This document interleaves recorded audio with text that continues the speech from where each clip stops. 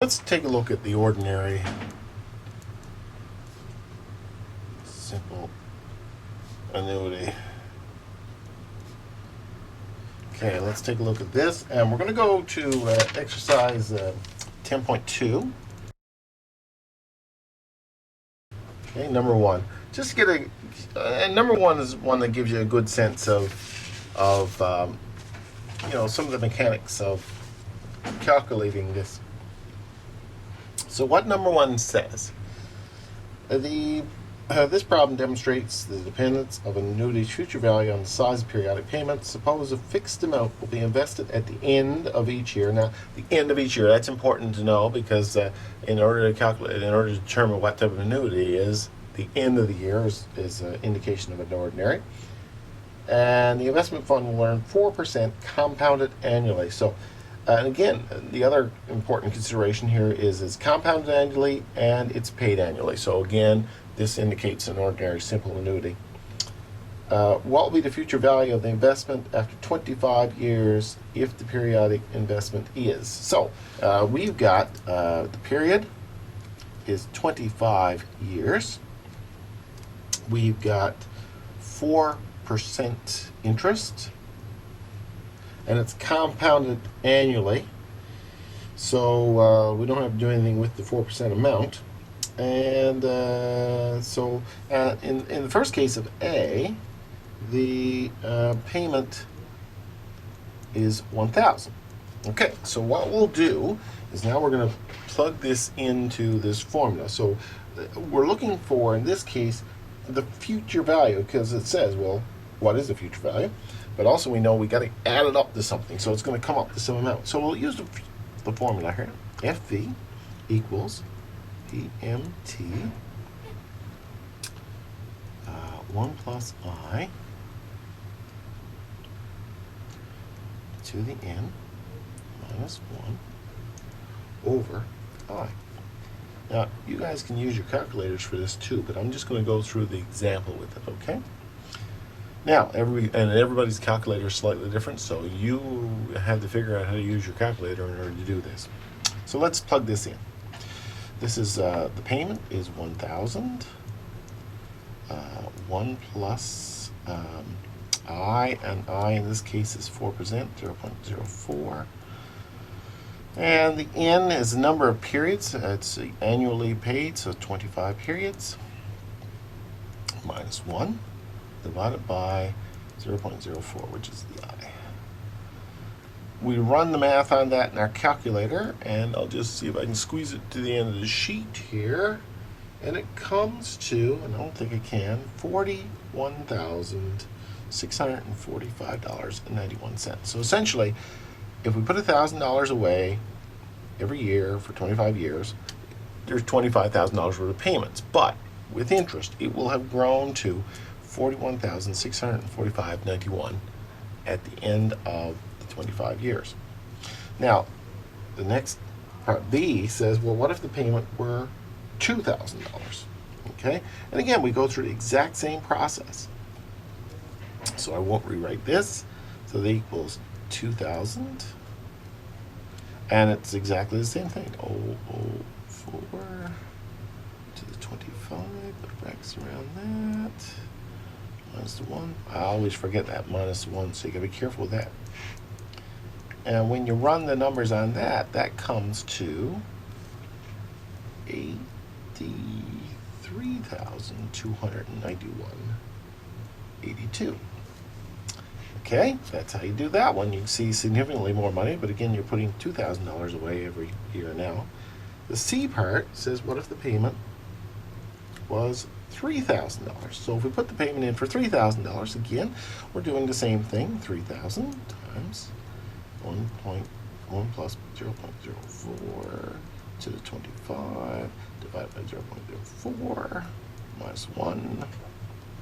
And that will come to $124,937. So that's how you do that one. And what we're doing is evaluating the various three payments. So that's number 1. Next, I wanted to take a look at number 5. Teddy plans on contributing $5,500 each year to his tax-free savings account. What is the future value? And again, we're looking for future value after 20 years if the funds earn 4.5% compounded annually. So again, we got an annual payment and compounded annually. That's a good sign. We don't have, that's a sign that it's an ordinary. And also the payments are equidistant, and they're annual, and the compounds are annual. So we're all good in terms of an ordinary simple annuity. So what we're going to do, again, we're just going to plug it into the formula. So future value equals the payment. Okay. 1 plus I to the n minus 1 over I. Okay. And we put that in. So it's $5,500 is the payment. 1 plus, and the interest rate is 0.045. The number of years paid annually is 20. 0.045. We run that through the calculator, and we will get $172,542.82. So in other words, what happens with $5,500 contributed yearly, earning 4.5% annually after 20 years? It grows to $172,542.82. That's number 5.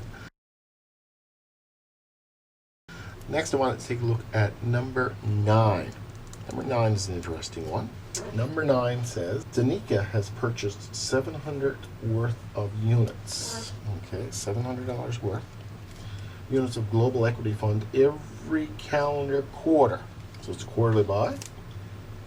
In the past 7 years, 9 months. On average, it earned 9% annual interest, but it's compounded quarterly.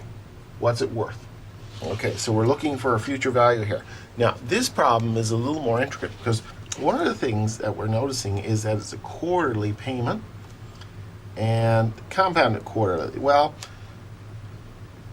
rest easy because the payments and the quarterly compounds match up, so that's an ordinary. So we know that. But we have to consider now the fact that 9%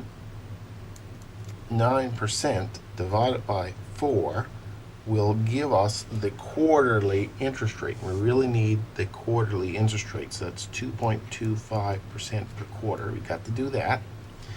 And we also need to consider that 7 years, 9 months is, we got to convert that to quarters, so that's 7 years is 28 quarters plus 3 more is 31 quarters. So we have to factor those things in this problem before we plug it into the formula. So our formula is future value is the payment, and it's 1 plus I to the n minus 1 over I. Okay, so our payment is $700 per quarter. The 1 plus the I, 0.0225 to the n, and we have 31 quarters minus 1 divided by 0.0225. And we'll calculate then the future value at this point for number 9 is then $30,901.26. Next at number 13, because number 13 is a bit of an interesting one too. Number 13 says your client has systematically invested $1,000 at the end of each half year for the past 17 years. The invested funds have earned 6.4% compounded semi-annually. What is the value of the client's investment today? Now, again, it helps to draw a line. for that timeline. We're interested in today. For the past 17 years, okay? For the past 17 years, he's put or she's put money into this. So what we're trying to do, and they put $1,000 in each half year, okay? Each half year for the past 17 years. So, and it's done at the end of each year. So again, it's a simple annuity. So what we need to be able to consider here are some basic factors, okay? First of all, it's a half year. So what are we looking at in terms of the interest rate here? 6.4%. We're going to divide that by 2 because it is, again, a half year is the compounding period. So we need to take our annual interest rate divided by 2. That gives us 3.2%, okay, per period. Compound period. And the amount put in, the payment is $1,000. And you got to think now, 17 years, and how many periods is that? Well, 2 times a year equals 34 periods. So with that information, we just plug it into the formula. So the future value is the payment, and 1 plus I to the n minus 1 over I. So in this case, our payment is 1,000. 1 plus I, now we calculate our I to be 0.032, and the number of periods is 34, and divide that by 0.032. When you do the math on that, the future value for that comes out to be $59,942.